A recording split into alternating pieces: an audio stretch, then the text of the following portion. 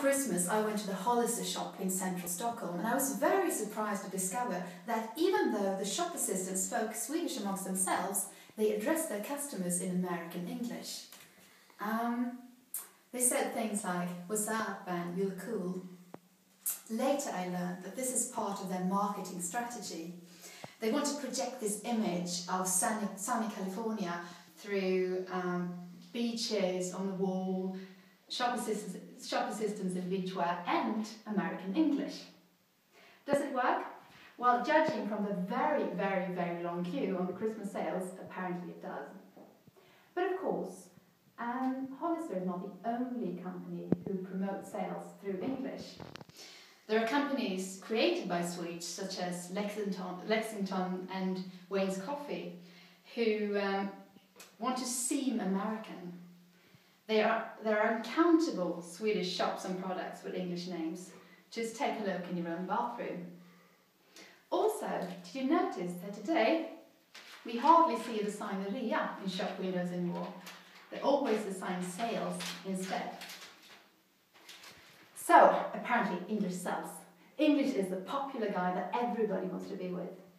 Why is that? Well, considering the massive influence that American culture has had on the world, ranging from business to pop culture, it may not be so strange. The US has a high status, and thus people want to be associated with the US and with their language. In Sweden, as opposed to France, for example, the development of English has been extra fortunate for at least two reasons. Firstly, because we know as speakers of a very small language that we need to learn a second language well in order to make it in the world. And secondly, we have the tradition of subtitling rather than dubbing film and TV, which has led to Swedes having better, more correct pronunciation.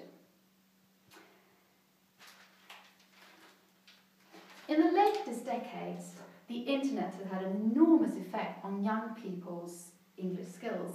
Suddenly everyone watches English film clips without subtitles, they read English text and they communicate online, totally in English. But we're not only subjected to English in our spare time, English is getting increasingly common in a professional life as well, at work or at school. Consequently, due to globalization, many companies use English as a house language, that is, a language that everybody speaks at the company. And many schools attract students through international profiling, through focusing on English. And some schools even teach other subjects in English. Is that good or is it bad? Well, what do you think? So, even though we live in a country where English is a foreign language, it now surrounds us more than ever before. How then has that affected us? Well, we use so many English expressions. We use both loan words, that is loans that keep the English sound, mail for example, or loan translation, that is words where you kind of translate the meaning, such as e-post. But how then has the English affected the young in Sweden? Well, listen to this conversation between two 12-year-olds and judge for yourself.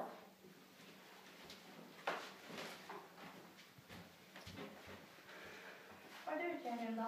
Inte med Maria. Nej, tror du det då? Först chillade vi bara, sen typ gameade vi.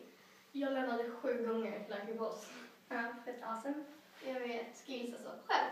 Jag var bilmässen med pappa, FML. Alltså Maria failade fett hårt när vi spelade. Alltså, hon tog på första leveln. Här, epic fail. Jag vet. Vi spelade på fett random. På 3:e leveln så var det en dansande ko i bakgrunden. Lol. Jag vet. Ja. Men mitt rekord är typ 59 level. Oh my god. Jag vet, jag är freaking awesome.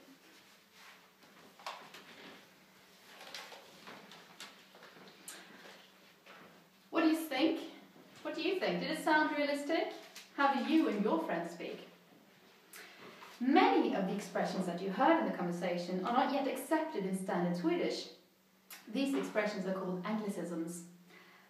Here are a few other examples. Swag, for example. Spirituell. If we say Dalai Lama är väldigt spirituell, meaning that he's spiritual, we've used an anglicism. Because in English, spiritual means andlig, but spirituell in Swedish means witty in English. Another example of an anglicism, sometimes you see a movie ad that says en ny film från regissören A, when in traditional Swedish you would say en ny film av regissören till. Well, here we can find the English influence, because in America, of course, they say a new movie from the director of.